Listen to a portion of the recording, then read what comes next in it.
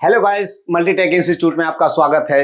आज फिर एक छोटी सी वीडियो लेकर के आया हूं ट्रबल शूट के रिगार्डिंग। तो आज हम देखते हैं blue dump error. Blue dump error ये क्या चीज होता है?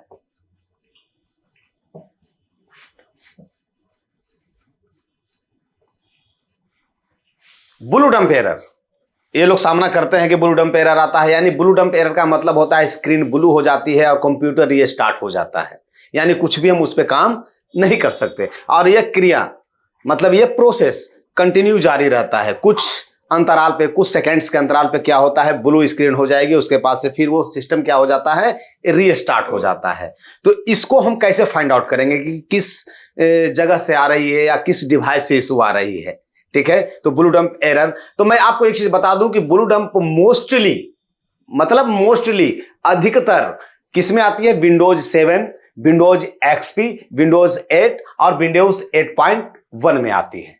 ठीक है, विंडोज 10 और 11 में ब्लू डंप एरर नहीं आती। लोग कहते हैं कि ब्लू डंप एरर इसमें भी ब्लू स्क्रीन होता है, सर बैटरी स्टार्ट हो जाती है, बट ये ऐसा नहीं होता। विंडोज 10 में अलग रूल है। विंडोज 10 और विंडोज 11 वो क्या होता है, विंडोज 10 जो ब्लू स्क्रीन आती है उसमें रैन करके लिखा होता है, RAN रैन, और उसके बाद से सिस्टम रीस्टार्ट हो जाता है।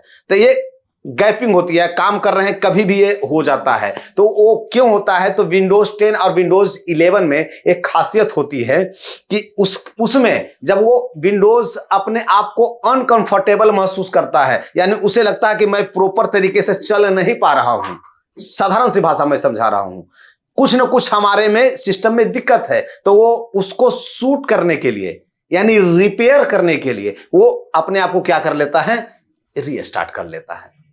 ठीक है, बट ब्लू डंप एरर इससे अलग है।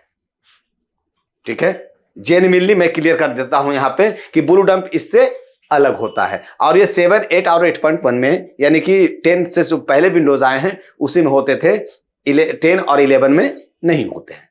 ठीक है, तो हम वही तरीका अपनाएंगे जैसा मैंने पहले वाले वीडियो में बताया था आप लोगों को कि बेस लाइन लेके चलते हैं। अगर किसी सिस्टम में ब्लू डंप एरर आ रही है तो जाहिर सी बात है उसे ऑन करेंगे, ब्लू स्क्रीन आएगी, उसके बाद से वो सिस्टम क्या हो जाता है, रीस्टार्ट हो जाता है। तो मेरा पहला काम क्या होगा कि हम HDD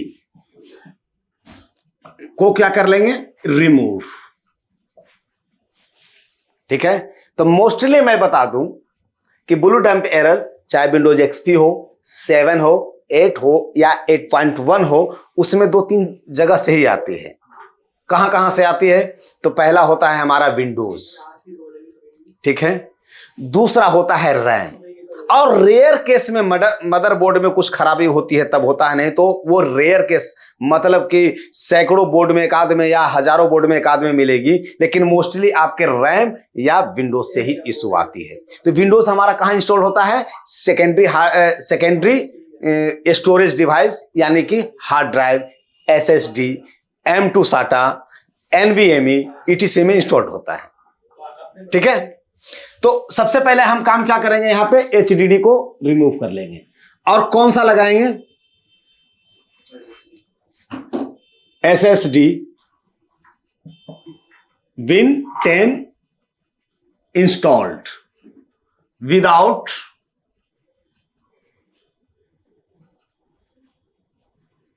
install drivers।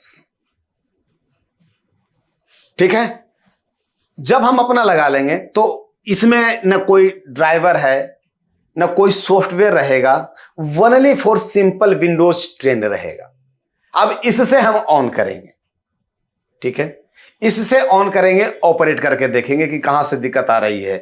अगर विंडोज से इशू आएगी तो इसके लगाने के बाद भी क्या हो जाए, विंडोज से इशू आएगी तो इसके लगाने के बाद ये ब्लू डंप एरर नहीं आएगा। ठीक है, 2 मिनट तक आप ऑपरेट कीजिए, खोल करके कोई फंक्शन को देखिए। ठीक है ना, तो ये क्लियर कर देगा यहां से आपको कि हाँ ये ब्लू डंप एरर आ रहा है या नहीं। अगर सॉफ्टवेयर से इशू होगा तो यहीं पे सॉल्यूशन आपको मिल जाएगा। अगर इसमें नहीं आ रही है तो जाहिर सी बात है कि कस्टमर का जो हार्ड ड्राइव है उसमें जो विंडोज इंस्टॉल्ड है उससे इशू आ रही है। करप्ट नहीं भी होगा तो कुछ ना कुछ तो दिक्कत होगी, वायरस से भी हो सकती है, कुछ ना कुछ तो दिक्कत होगी, वायरस से भी हो सकती है, कुछ फाइल मिसिंग हो जाती है तो भी होती है, या अनवांटेड फाइल कुछ ऐसे, क्योंकि जाहिर सी बात है सिस्टम होता है तो हम लोग इंटरनेट का यूज करते हैं, तो उसमें कुछ अनवांटेड सॉफ्टवेयर भी इंस्टॉल हो जाते हैं उस वजह से, जो कि कंफर्टेबल नहीं है उस विंडोज के लिए या उस हार्ड डिवाइस के लिए, तो दिक्कत होती है उसमें, तो वो एरर दे देता है। ठीक है, तो यहीं से क्लियर हो जाएगा एक चीज कि सॉफ्टवेयर से है या नहीं। अगर इसके बाद भी ब्लू डैम्प एरर कंटिन्यू रहता है तो जाहिर सी बात है कि कस्टमर के ना हार्ड ड्राइव से इशू हो सकती है या ना सॉफ्टवेयर से, वो हमारे किससे है, मदरबोर्ड, मतलब हमारे सिस्टम से है। तो उसके लिए हम क्या करते हैं, सेकेंड ऑप्शन में हम क्या करते हैं कि रैम को रिप्लेस कर चेक करते हैं, या सबसे पहले हम ये काम कर सकते हैं कि रैम स्लॉट और रैम का जो, जैसे रैम ये है, रैम का ये गोल्डन पार्ट जो होता है इसमें भी कार्बन या कोलेजन आ जाती है, ठीक है ना, तो ये भी होता है क्या कि सप्लाई प्रॉपर तरीके से नहीं हो पाती है तो ये दिक्कत आती है, इसमें परेशानी आ जाती है। ठीक है, तो हम इसको रबर से या कपड़े पे थोड़ा सा हम आईपी ले सकते हैं, जैसे ये है कॉटन, ये कॉटन है, आईपी से भी हम थोड़ा सा साफ कर लेते हैं, नहीं तो रबर से भी यूं साफ कर लेंगे। और एक आपको टूथ ब्रश होगी, एक टूथ ब्रश होती है, टूथ ब्रश से भी हम उसके स्लॉट को साफ कर सकते हैं, यानी क्लीन करना है। क्लीन करने का मेरा मकसद ये होता है कि उसमें जो कोलेजन या कार्बन लगी है उसे हटा दिया जाता है, ठीक है ना। अब फिर हम प्लग इन करके देखेंगे कि फिर वो एरर आ रहा है या नहीं। जाहिर सी बात है आपको 99% यही से सॉल्यूशन आपको मिल जाएगी, या रैम में कुछ फॉल्ट होगी तो भी क्या करेगा, ब्लू डैम्प एरर आएगा। ठीक है, तो मैंने पहले भी बता चुका हूं कि आपको एक एक नोज सब रैम रखनी है, तो इस रैम को निकाल के हम उसको प्लग इन कर देंगे। हार्ड ड्राइव तो मैंने निकाल ही दी है, उसके बावजूद अगर आ रहा है तब फिर हम रैम को रिप्लेस करेंगे, ये 100% आपका ये ब्लू डैम्प का एरर रिजॉल्व हो जाएगा।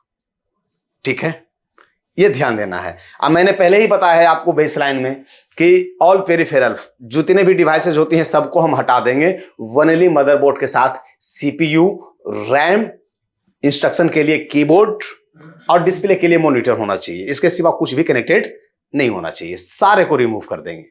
डन। अगर ऐसे आप चलते हैं ये इस बेसलाइन से, तो जो भी दिक्कतें आएंगे आपके या जो भी इश्यूज आएंगे आपके सिस्टम में, उसे आसानी से आप रिजोल्व कर सकते हैं। ठीक है, तो गाइस मिलते हैं नेक्स्ट टॉपिक लेकर के, क्योंकि मैं छोटा छोटा वीडियो बनाता हूं तो आपको एक एक टॉपिक लेकर के फिर मिलते हैं नेक्स्ट वीडियो में। तब तक के लिए बाय।